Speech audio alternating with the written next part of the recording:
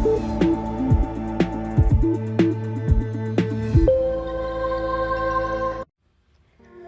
shalom nshuti z'Imana, igitondo cyiza cyangwa se umugoroba mwiza kuri mwese dusangira ijambo ry'Imana. Uyu munsi twasomye mu Bami ba kabiri ibice 15 n'ibice 16, Hoseya igice cya mbere n'Abaheburayo igice cya mbere. Ijambo ry'Imana ndarikunda, riraturera, ritwungura ubwenge. Mpereye mu bice 15 n'ibice 16 by'Abami ba kabiri, nabonye ukuntu abami bose bagiye bakora ibyangwa n'Uwiteka keretse abami babiri gusa. Ku murongo wa 3 tuhabona umwami witwa Azariya, umuhungu wa Amaziya. Uyu mwana w'umuhungu cyangwa se uyu mwami yanategetse akiri muto, ngo yari afite imyaka 16, ngo akora ibishimwa n'Uwiteka, ngo nk'uko se yabigenzaga niko ijambo ry'Imana ryatubwiye. Ariko hari ikintu kimwe kibabaje, ni uko ngo ntiyigeze asenya cyangwa ngo arimbure ngo ibicaniro byo kutununga. Kimwe no ku murongo wa 35, ni umwami wa kabiri nawe utarigeze akora ibyangwa n'amaso y'Uwiteka witwa Yotamu, umuhungu wa Uziya, nawe ngo yakoze ibishimwa n'Imana nk'uko se yabikoze. Aba bami babiri, Azariya na Yotamu, nibo bami tubona muri iki gice cya 15 na 16 ko bakoze ibishimwa n'Uwiteka nk'ababyeyi babo. Ariko hari icyo Imana yabagayeho nabo, ngo bakoze iby'Imana ishima byose, ariko ntabwo bigeze basenya ibicaniro byo kutununga, aho abantu bagendaga bakawusereza imibavu ibigirwamana munsi y'ibiti, ahantu hatandukanye. Imana yacu idufashe cyane. Iki cyanyigishije iki bene data? Iki cyanyeretse ukuntu hari abantu bajya bakizwa bagakora ibishimwa n'Uwiteka, ariko bakagira ibindi bintu bisigariza, kandi ntabwo bijya bizana ingaruka nziza mu buzima bw'umwuka ndetse no mu buzima bwacu bw'umubiri busanzwe. Nk'uko tubona mu ijambo ry'Imana, tubona ko uyu Azariya, iyo usomye ku murongo wa 5, uyu mwami Azariya ngo Imana yahise imuteza ibibembe azize kudasenya turiya tununga two ku biriya bicaniro byo kutununga. Abantu bagendaga bakosereza izindi mana, imibavu, bakosereza ibigirwamana imibavu. Yari afite ubushobozi, yari afite kapasite yo kubisenya. Nk'uko nawe icyo kintu uvuga ngo oya, iki ngiki kirandyoheye, iki ngiki ndagikunze, ntabwo nakireka, Imana ndayikunda, njya gusenga buri cyumweru, niyiriza ubusa, ndetse mvuga no mu ndimi, ngira nte, nirukana abadayimoni, ibintu nk'ibyo byinshi byiza urabikora. Ariko usaba Imana, nshuti yanjye, ikwereke niba nta kintu waba warisigarije gishobora gutuma kizana umuvumo mu byawe, gishobora kuba kiri kubabaza Imana. Niba hari icyo umwuka w'Imana gutungiyeho urutoki nonaha, ubu ngubu nyumva uvuge ngo iki nacyo ndakiretse kugira ngo nezeze Imana.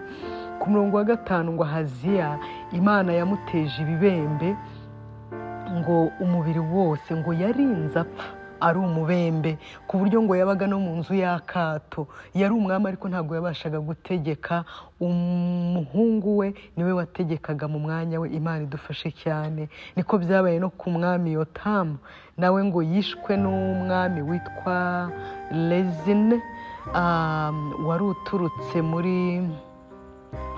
uturutse mu kindi gihugu, mu gihugu cya Siriya. Ngo araza aramwica, yica umwami Yotamu. Imana ngo nawe bimuteje, kubera ko Imana yababajwe na biriya bicaniro byo kutununga atasenye. Imana igufashe, nanjye kandi mfashe. Imana, dusaba Imana ngo iduhishurire ikintu cyaba kiri mu buzima bwacu. Nibyo warakijijwe, urasenga, dusoma ijambo ry'Imana, dukunda Imana, ariko se birashoboka kubikora byose ariko ukagira ishyari, ukagirira bene si ishyari. Birashoboka ko wakijijwe ariko uburyarya bukaba ari akantu bumeze nk'akantu ko kukanunga wisigarije, kubeshya no kubeshyera abandi, gutukana se n'ibindi bisa nk'ibyo bimeze gutyo. Icyo nacyo nshuti yanjye, nubwo wowe utakishoboza kugisenya ukumva nta mbaraga ufite, ariko jya imbere y'Imana uyereke ko izo ntege nke zawe izigukize, irimbure n'icyo ngicyo cyose kiri muri wowe. Ijambo ry'Imana riravuga ngo murabone ariko si rwose, ariko ngo mureke twiboneze kuko umwami wacu Yesu Kristo aza vuba bene data. Twasomye muri Hoseya igice cya mbere uyu munsi, naho ijambo ryamfashije riri ku murongo wa kabiri. Ku murongo wa kabiri havuga ngo ukuntu Hoseya Imana yamutegetse kwimarira cyangwa se kurongora umugore w'umumaraya, ngo yari afite n'abana. Bibiliya se ngo abana b'ibinyendaro, bivuga ngo yari indaya igenda ibyaragura hirya no hino. Ariko mutekereze namwe umuhanuzi w'Imana muri iki gihe cya none, Imana ikamutegeka ngo nagende ajye kwimariya, ashaka umugore w'umusambanyikazi, kanabimubwira ngo ni umusambanyikazi. Birazwi muri quartier ko uwo muntu ari maraya, ko ari indaya yigurisha. Bene data, uburyo Imana ikora buratangaje. Aha nahise mvuga ngo hari igihe abantu bacira abandi urubanza, kandi uburyo ari n'uburyo ari gukora ari Imana yabimubwiye. Umuntu nakubwira ngo iki ni Imana yakimbwe, nushaka ujye wicecekera. Mu gihe Imana itagize ikiguhishurira kuri we, ujye utuza, kuko buri wese azikorera uwe mutwaro, buri wese azajyana uwe mutwaro imbere y'Imana. Ngo bamaze kubana, uyu mudamu w'indaya ngo ahise asama umwana wa mbere, inda ya mbere, ngo abyara umwana mwita Yezereli. Uwa kabiri uwa mbere ari umwana w'umuhungu yiswe Yezereli, ngo kuko Imana yashakaga guhanira Abisirayeli mu kibaya cya Yezereli, ngo kuko bari barabaye nk'abasambanyikazi, bari barataye Imana.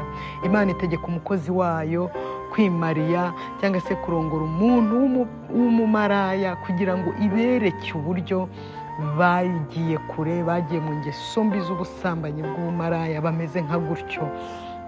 Umwana wa kabiri ngo ari umwana w'umukobwa, amwita ngo Loruhama. Byashaka kuvuga ngo sinzongera kukugirira inzu ya Isirayeli imbabazi, sinzongera kukugirira imbabazi.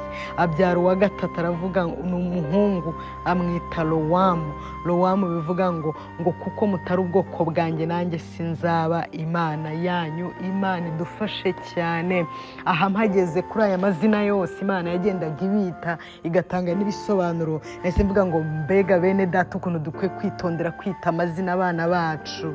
Tujye twita amazina y'abana bacu tuyobowe n'Umwuka Wera, aho gupfa kwita gusa, kuko ushobora kwita umwana akazina wagakunze ariko gafite igisobanuro kibi.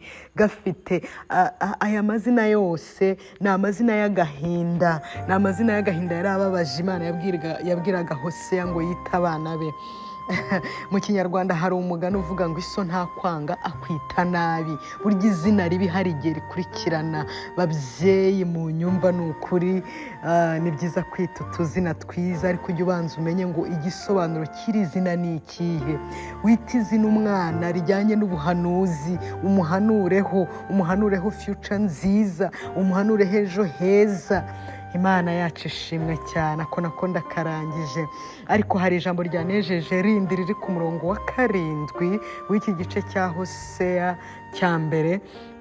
Ijambo Imana yavuze kuri Yuda, iravuga ngo ariko ngo woweho, ngo nzakwikiriza wowe Yuda, ngo nzakiza abantu banjye, ngo kandi sinzagukirisha intwaro cyangwa amafarashi y'intambara, ngo nzakwikiriza n'izanjye mbaraga. Imana ishimwe. Imana ifite imbaraga zo gukiza nshuti yanjye, wowe ubabaye, wowe uhangayitse, wowe hari uri kurara udasinziriye, ufite ibibazo byinshi. Imana ibasha kugukiza, Imana ibasha kugutabara. Ni Imana yimura imisozi ikayikura yabahaye itabimenye.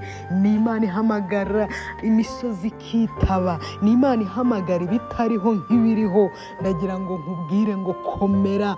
Yabwiye Yuda ngo sinzagukirisha amafarashi, sinzagukirisha intwaro cyangwa ikindi kintu icyo ari cyo cyose, ngo nzagukirisha imbaraga zanjye n'ukuboko kwanjye gukomeye. Humura rero uri guhungabanywa n'ibibazo byo hirya no hino, Imana irakuzi kandi kwitayeho. Ijambo rya nyuma ngiye kurangirizaho ari naryo jambo ryo kuzirikana ry'uyu munsi riri mu Baheburayo igice cya mbere, umurongo waho n'umurongo waho wa karindwi, rivuga ngo Imana yavuze ku bamarayika bayo, iravuga ngo abamarayika bayo bahindura imiyaga, naho abakozi bayo ikabahindura ibirimi by'umuriro. Imana yacu ishimwe cyane. Haleluya. Imana wowe urakomeye, muntu w'Imana usenga, muntu w'Imana uzuriwe wisobanukiwe. Ndagira ngo mu isi y'umwete Imana hari icyo yakuvuzeho, kandi ikivugira rimwe no ku bamarayika. Iravuga ngo abamarayika bayo ibahindura imiyaga, naho abantu bayo ikabahindura imiriro. Umenye ngo uri umuriro, nta cyaguhangara. Ntutinye, ntabwo uhangarwa n'ibibonetse byose. Imana ishimwe. Iyo ugiye ku murongo wa 14 w'icyo gice, haravuga ngo kuko abamarayika bayo ari imyuka. Abamarayika bayo ni imyuka ikorera Imana, ni imyuka yohereza yo gukorera abakozi bayo. Bivuga ngo abamarayika ni imyuka y'Imana yohereza hano mu isi kugukorera, kukugenda imbere, kugutabara aho rukomeye. Imana ishimwe. Hari indirimbo ya korali imwe yitwa Hoziyana yo mu Rwanda ivuga ngo umunyantege nke muri twe ngo azaba nka Dawidi, ariko ngo umunyembaraga azaba nka marayika w'Imana. Bivuga ngo aho rukomeye Imana ijya yohereza abamarayika bakakurwanirira utabizi. Niko ijambo ryayo rivuga ngo igitanga ingabo zayo zigapfa ku bwacu. Bene data, Imana ibaha umugisha. Ntabwo nakomeza kuvuga byinshi, reka mparire namwe abasomyi mugubwe neza, mukomeze kuryoherwa n'ijambo ry'Imana. Ndabakunda, mugire weekend nziza kandi happy 4th July. Mugire tariki ya 4 z'ukwa karindwi nziza cyane cyane ku Banyamerika. Happy 4th July. Mugire umunsi mwiza, mugubwe neza. Ndabakunda. Bye bye.